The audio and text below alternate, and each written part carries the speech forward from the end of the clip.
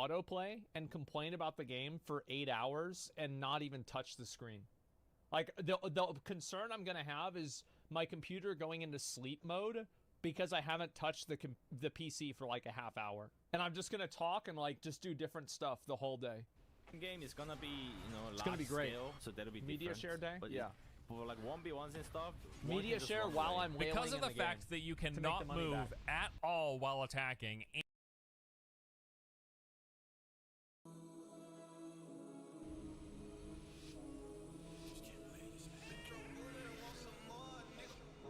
Somebody said they saw you.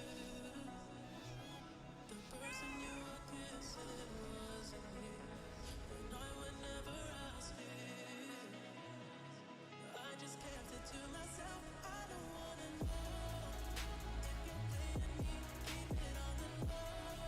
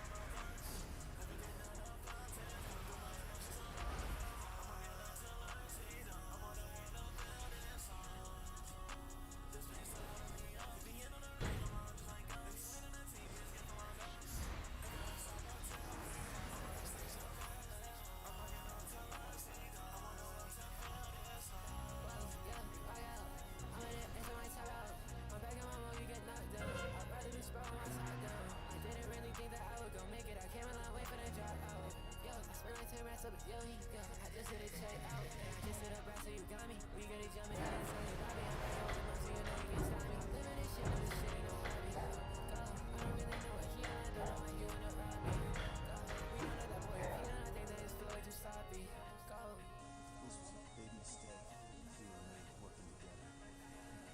You got no clue what it takes to survive in the real world.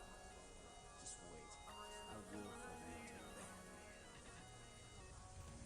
Whatever I do first.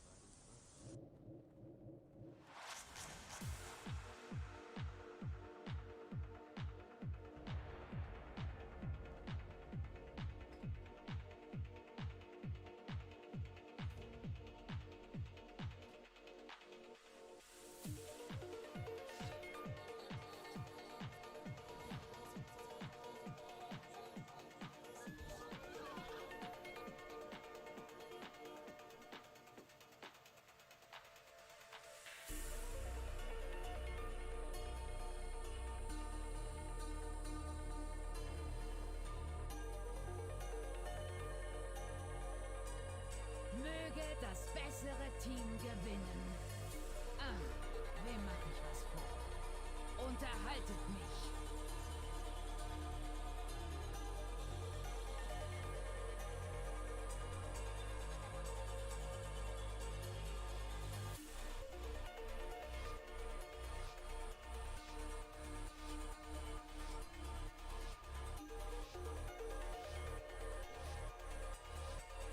Zeit für ein Spektakel. Enttäuscht mich nicht.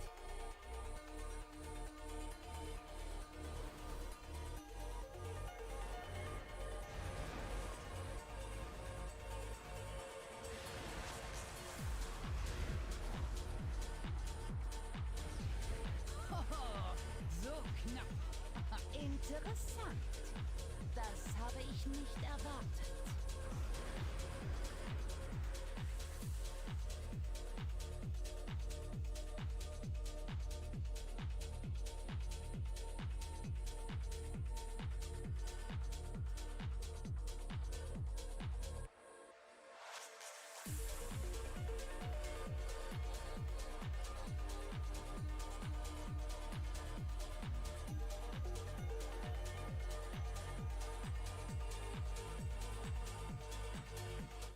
And this is a tab target game and not an action combat game. Yeah. The result is a combat system that feels very, very static. And by most accounts, pretty much from everyone that I've heard talk about the combat in the game, it just doesn't feel good.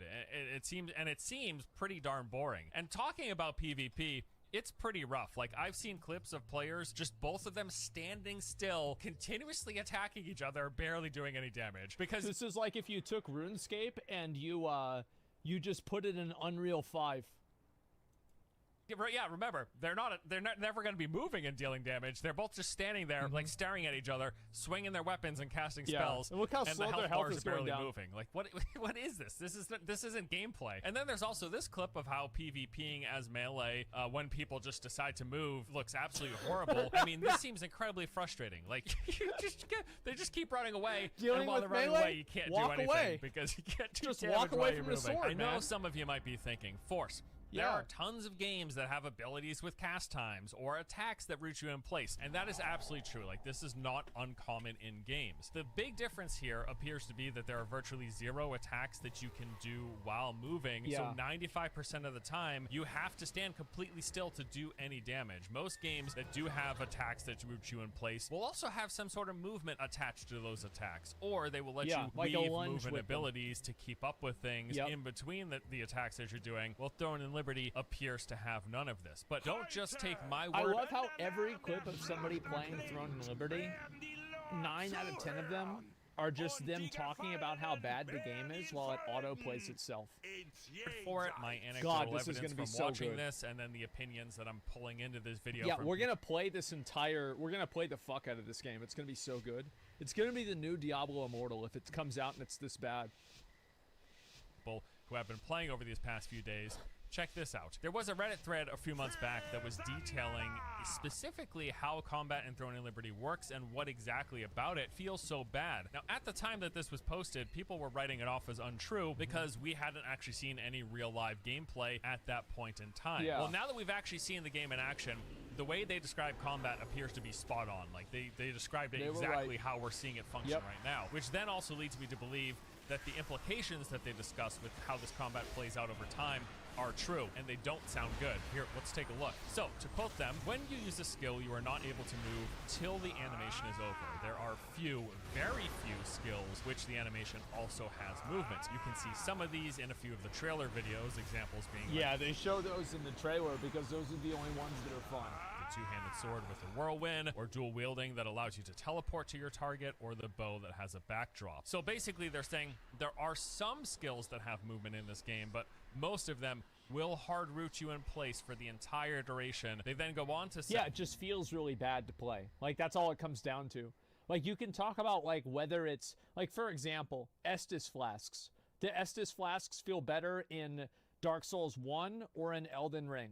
Because personally, I think they feel way better in Elden Ring, where you can pop the flask and drink and then move slightly, but you're moving at like 10% speed. They feel way better.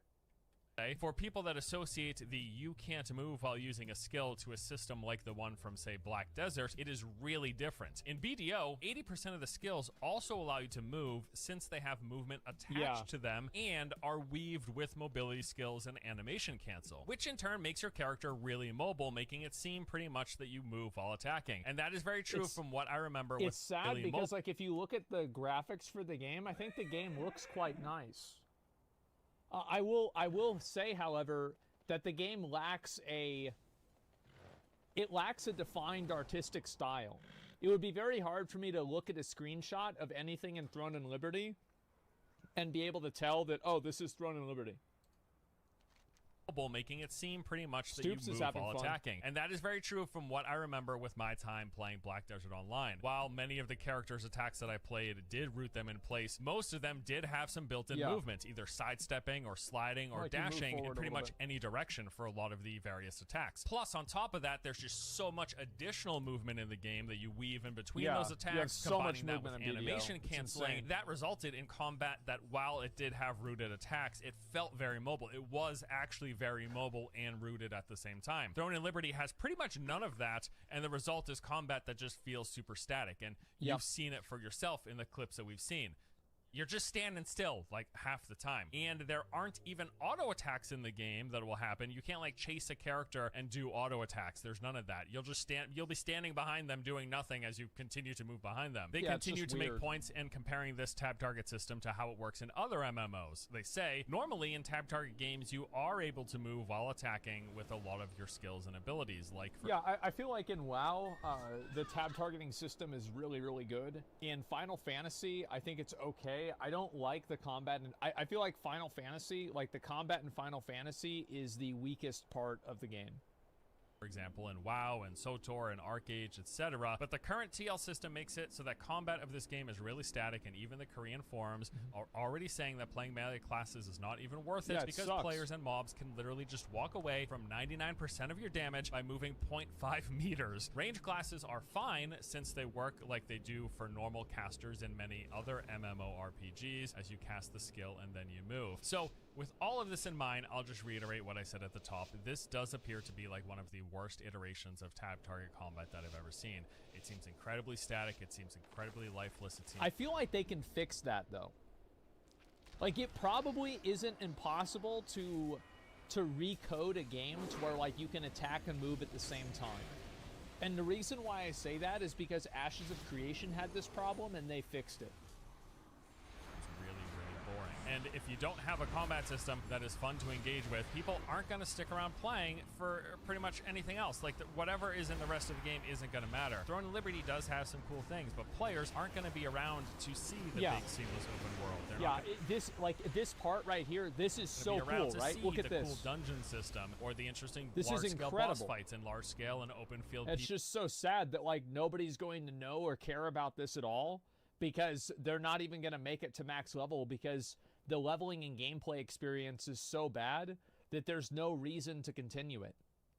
PvP. If the game is not fun to play, most people won't be around to engage with any of that. To help alleviate the fact that combat does appear to be very, very boring, they have automated literally all of it. Yes, auto just about every aspect There of it is. playing the There it game. is. You have auto attack and skill Auto use, attack. where basically you can toggle your abilities so that they will Smart. instantly trigger the second that they're off cooldown. Yep. If that wasn't enough though, there's just full-on auto combat. There it is. If you click the auto farm button, you can just AFK and the game will grind mobs in the area for There you go. continuously. Which, to be fair, the Koreans, you know, they're a step ahead of these botters.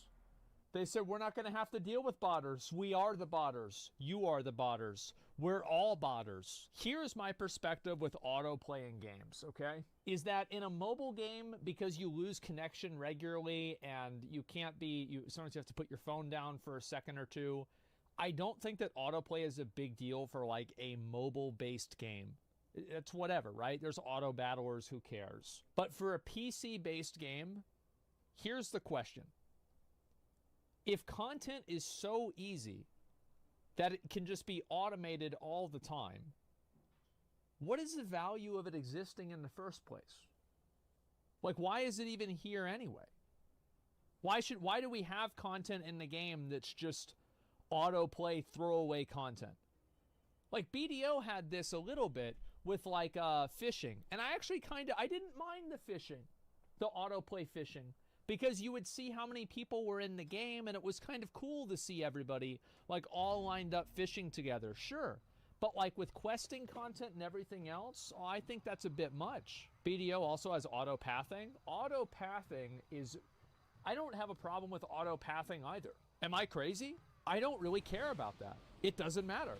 Like in BDO, auto-pathing did not hurt my gameplay experience at all whenever I played BDO. It's not the same thing? No, I don't think it's the same thing at all. Because like so auto-pathing is bad, but flight points aren't? Like, it's kind of the same thing. It's just a more defined thing. There were problems with BDO. I just don't think auto-pathing was a big deal. Packing while you're off making a sandwich or watching a movie or whatever else you're doing. There's also auto-pathing, of course, where you can click parts of the map, click on a quest, and it will automatically run there for you. In fact, they have a full-on auto-play offline mode. What does that mean? Ooh. Well, it means the game plays itself while you are logged out and the computer is shut down. It appears to be... It's just like, that's such a weird thing. Like, is this to like make it to where the servers look like there's more people on them or something like that? I just, like, why does it exist? Like, why does the content exist that this is part of an ecosystem for? A time limit of 8 hours a day, and I will say that doesn't seem like a coincidence, right? Suspiciously, 8 hours a day is around the same amount of time that most people tend to sleep. It's almost as if they're trying to incentivize people to have their PC on running, either playing themselves or auto playing for 16 hours a day, and then while you're resting for the 8 hours at night, shut it down. Don't worry. We've got auto offline play where the game will play itself for you. There you go. And I think the worst part about that is it's going to create these situations where people are going to say they end up staying up later, right? They shut off their PC, they click auto play, and they don't fall asleep for a couple of hours. You know people are then going to wake up after 6 hours when their 8 hours of auto offline play is running up to make sure that they log back in and click auto play while their PC is also running. Like, it's just so much of it. It does create weird behaviors. An absolute nightmare. Although I will say, I don't even care so much about a game that has auto combat or auto... Yeah, I don't even think that's really that big of a deal. I just think it's stupid. And it's like, why do we have all these menial tasks that aren't even fun to do that you just automate? Like, what the fuck is this?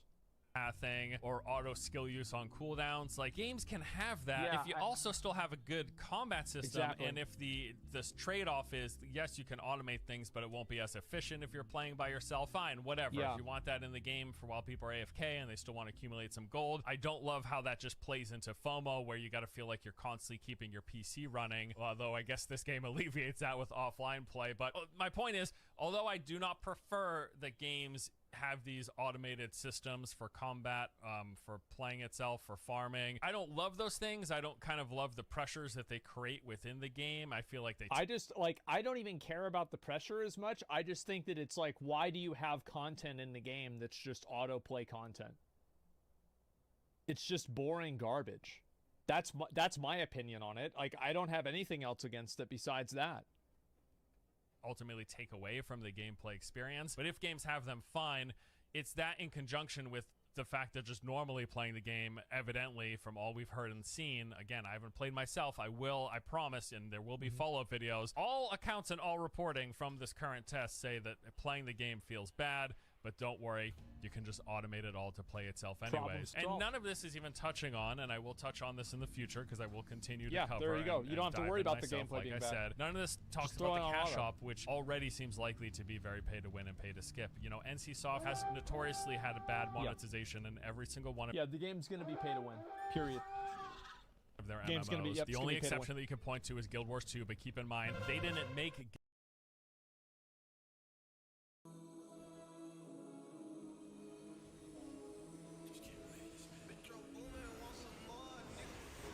Somebody said they saw you. The person you were kissing wasn't me. And I would never ask you. I just kept it to myself. I don't wanna know if you're playing me.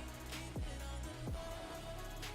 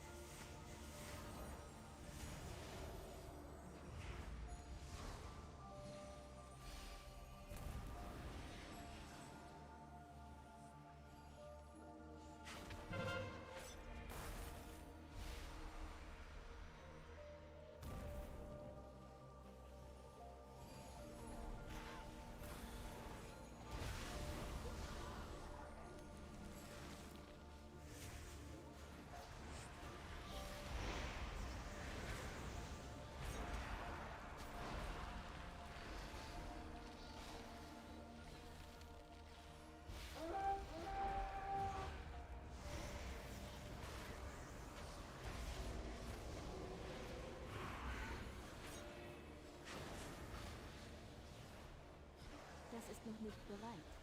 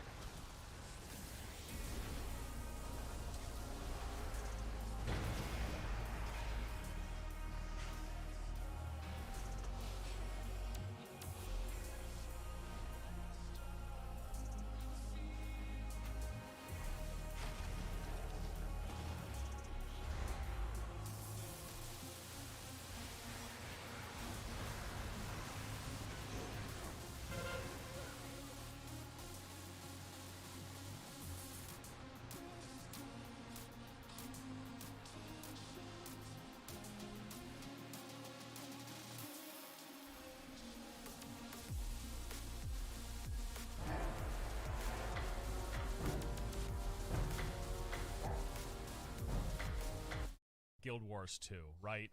They didn't create Guild Wars 2. Every MMO that NCSoft has developed themselves, it ranks amongst the worst of the worst when it comes to how these games handle monetization. So it would be naive of us to assume they won't be tipping in that direction, if not at launch at some point after. And then I've got gripes like, I just think the UI looks bad, and I don't even mean stylistically, I just mean it's got that same look that feels like overly crowded.